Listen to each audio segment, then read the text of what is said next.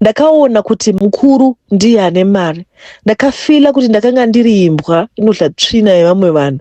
Test yacho yakagara parurimi rwangu. Ndakatadza for the next 3 or 4 days kudya.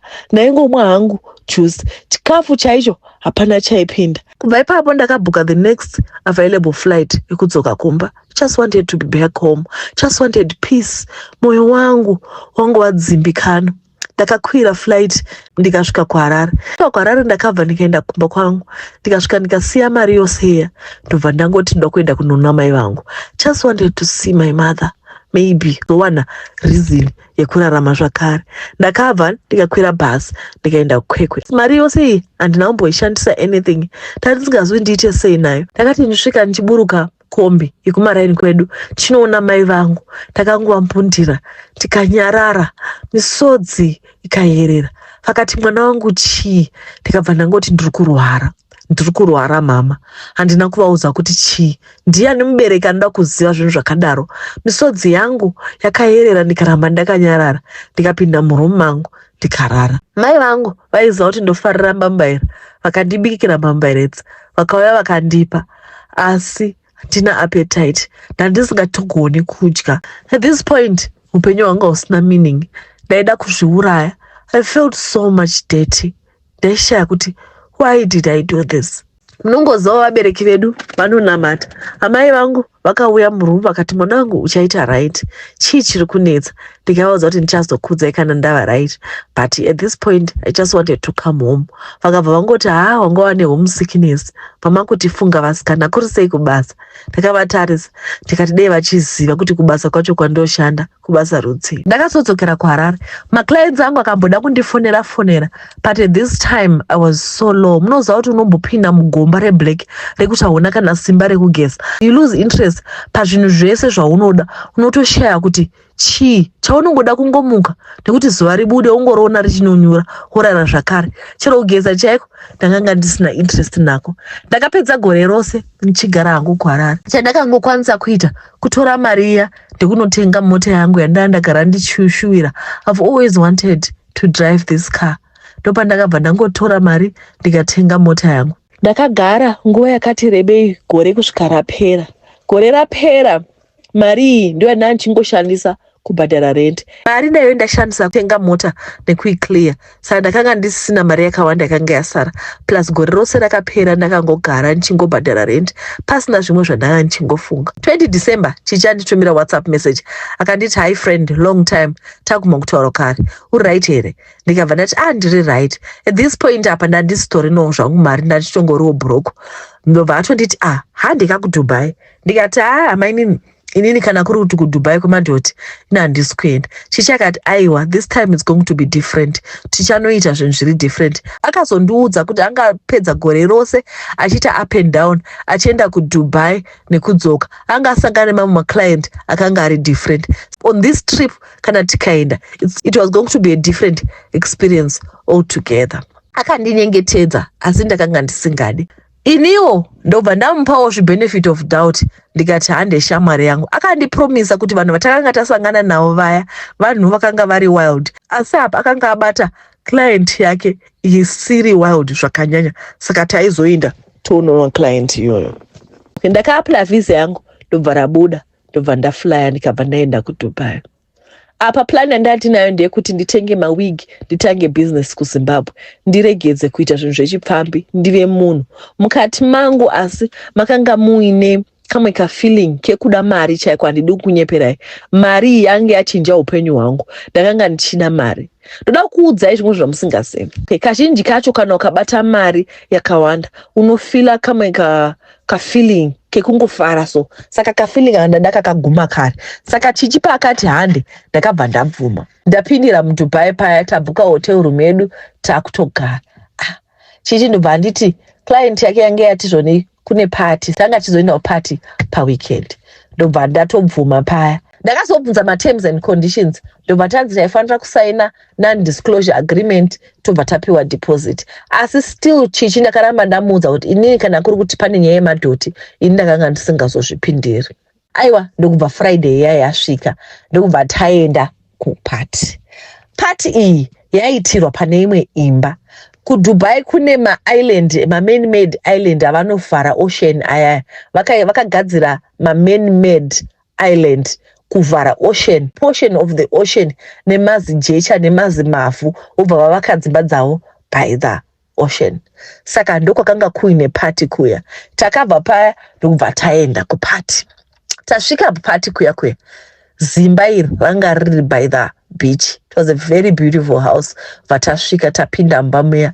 Mumba umu makanga mune same old seizvozvo zvatajaira.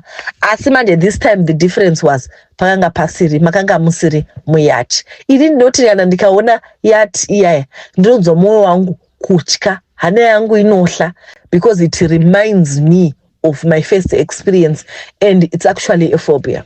Tasvika kupati kuya ndobva kwakune chikafu. Ini semunhu akanga adzidzawo ndada kungozama kuzviprotect ndokubva ndatomwa hangu mawine zvedzungu zviya zvandakanga ndisachaiti. Pane vamwe vasikana vakanga varipo. Nhasi ndoda kukuudzai zvandakaona musi uyu. Chandakataka kuona makanga mune mamwe mazimba. Mazimba aya vanhu vamunotoziva vari well known vakanga variko kupati. Ndopaunoona kuti mari yakaoma. Takangoonawo vasikana ava ndobva ndangovamhorosa. Vasikana ava vaitoratidza kuti zvinhu izvi vazvijaira ende kana vapinda muHarare hautozombozivi kuti ndo mazimba iwo anoita zvekuvatiwa kuDubai uku. I didn't expect much because vanhu ava ndaivaziva unhu hwavo. Shamwari yangu iya Chichi ndiye akatotangiwa. Varume ava this time vakanga vari 4. Vakauya zvikanzi ndo vakanga vari maclients edu vari 4. Zvinhu zvacho zvinhu zvinotosemesa. Varume ava vakauya vakabva vasungira Chichi, vakasunga maoko aChichi ndokubva vamubatisa akasumudza makumbo. Vapedza kudaro murume wese akanga aripo akatanga kupinza nengo yake pane buri, pose pane buri pamuviri waChichi vaipinza nengo dzavo. Zvinhu zvinoita kunge jee kana ndichizvitaura. Ndakanga ndakagara ndakatarisa, havana buri ravakasiya. Umwe wachona akapinza nengo yake mumuromo maChichi kusvika Chichi arutsa. Chichi arutsa paya vakamuita zvavakamuita asi musi uyu like they promised vanga vati hapana tsvina.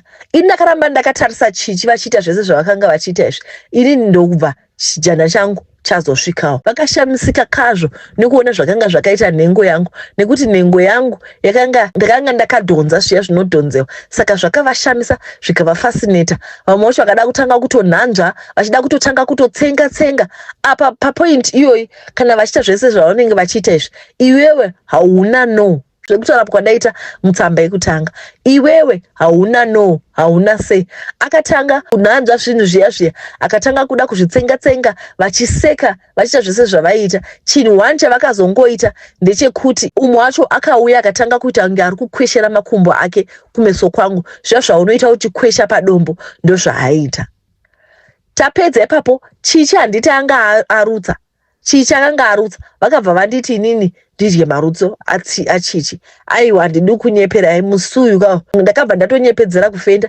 Inini mudumbu wangu wanga usiri ready for zvinhu zviri weird. Mudumbu wangu wanga usisiri ready kuti ndinge ndichidliswa zvinhu zvinosemesa. Ndakabva ndangofenda ndikanyepedzera kufenda. Ndokundisiya kwavakaita. Ipapo vakabva vanditi uyu haana kupedza. Saka vakabva vachizondipa 75% of the amount nekuti inini ndakanga ndanyepedzera kufenda nekusada kudla marutso aChichi. Zvinhu zvakanga zvichiitwa vanhu varimo tose tirimo tichiona nevasikana vaya vekuZimbabwe. Munhu wose achiitwa zvese zvakanga achiitiwa.